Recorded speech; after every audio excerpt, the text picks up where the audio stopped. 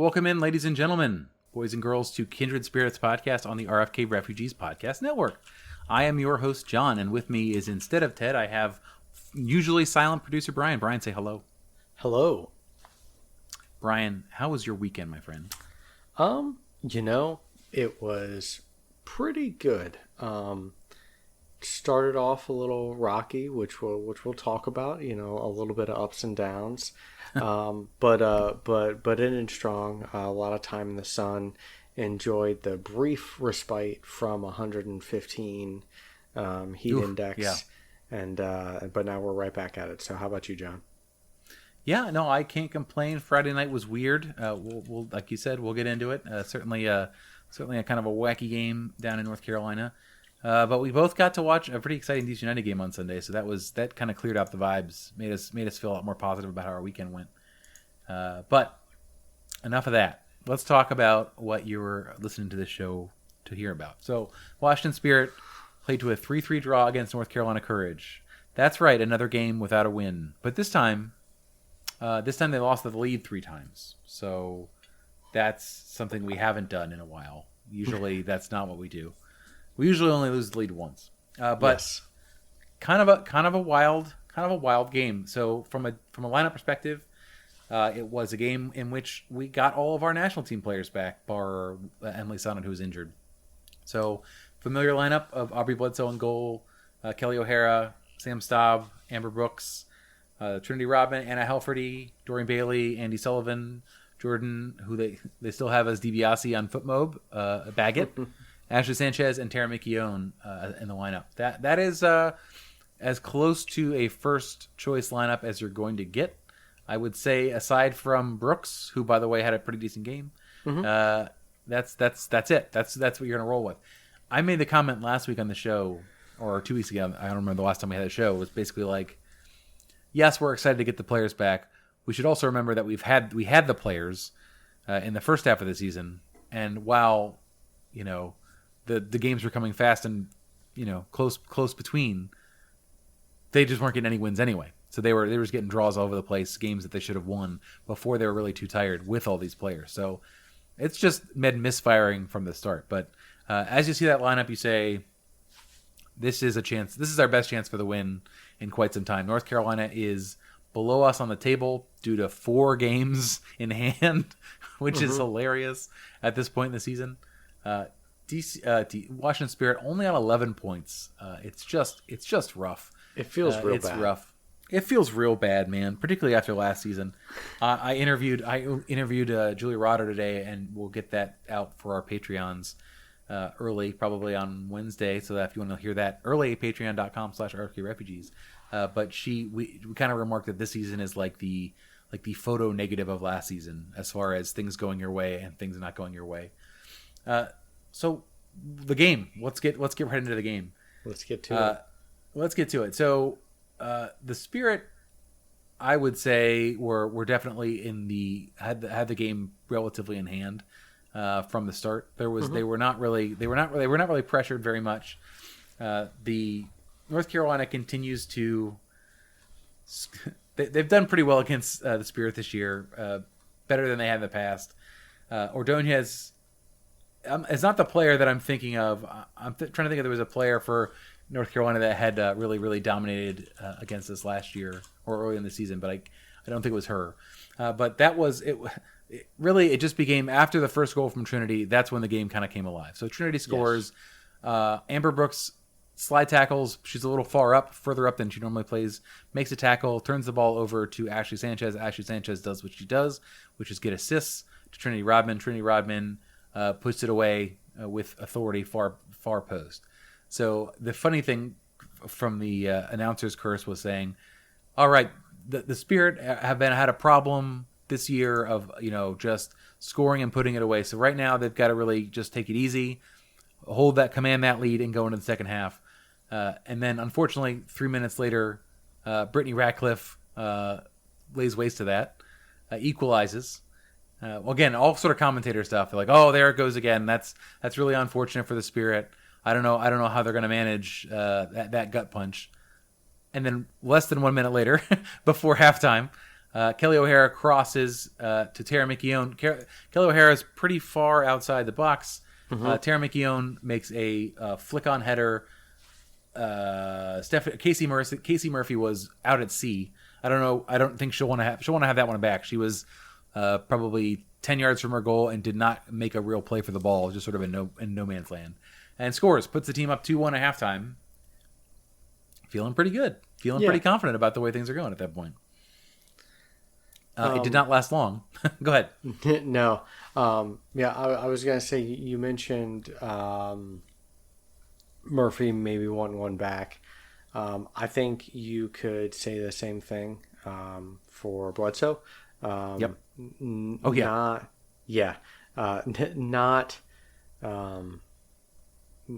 She's not going to feel good watching that replay of that was the second goal, right? So the first goal was the one where she passed the ball out with her feet to basically to the other team. I think so, but you may got me wrong. But either way, that was one that she'll want back. So you'll have to correct me if that is the second one. I may have got them mixed up. Aubrey Bledsoe last year had a game. She's had like one mistake a year where she threw the ball directly to an opposing player and who just like scored uncontested. But that was the only real mistake she had like that. So we'll call that 2022's version of that. Gotcha. Trinity Rodman's second goal though was just a I don't know. That was just like a fierce domination of a player. Yes. Trinity Rodman gets played in behind on the left side. She works herself to no angle, cuts back, and then blasts the ball near post right through Murphy to again take the lead for the second time. 3-2, 56th minute. We're thinking, all right, that's got to be it. Obviously, clearly, now at this point, there's nothing else to happen.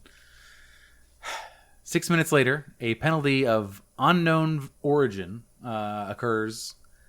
Diana Ordonez scores from the spot. Bledsoe dives the right way that time, but does not make the stop. Just, you watched the replay of the penalty to try to figure out what the play was caused.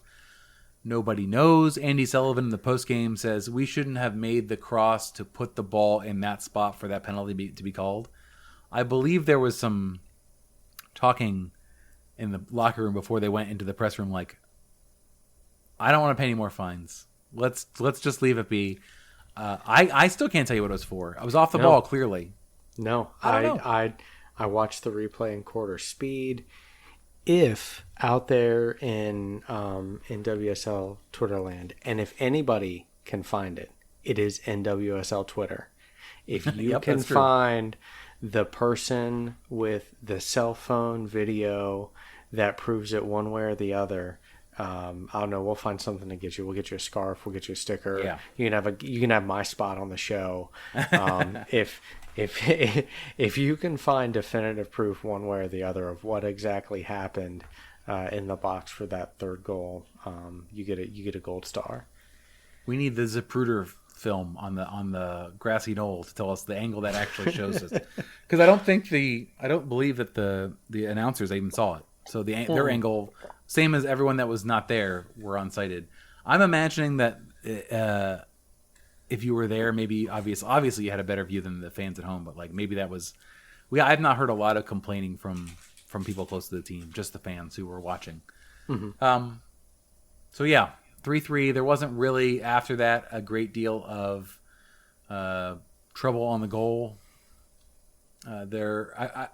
Not much else to say. Like the team was pretty wiped out after this. They know they need to get wins. They know they let this game slip through their hands multiple times, and they know that this is their lineup. This is their best choice lineup, and they weren't able to get the job done. Players I want to sort of call out for their performance. Obviously, Trinity Rodman with 2 goals. Yes. It's funny when you have a player that young who can so dominate games, who you're like, I just can't believe she's so young and she's doing this. And then you think, she is the highest paid player in NWSL. Clearly, she has the talent to take over games like that. So maybe it's going to get to the point very soon where you just expect it, and it's more trouble if you don't get it. And maybe we're getting closer to that. Ashley Sanchez is unplayable still, coming back from the national team, playing with extreme confidence. I I think she's trying to nutmeg players now, like on purpose to get on to just to get clips. But she is absolutely on fire. I think that's great to have her back.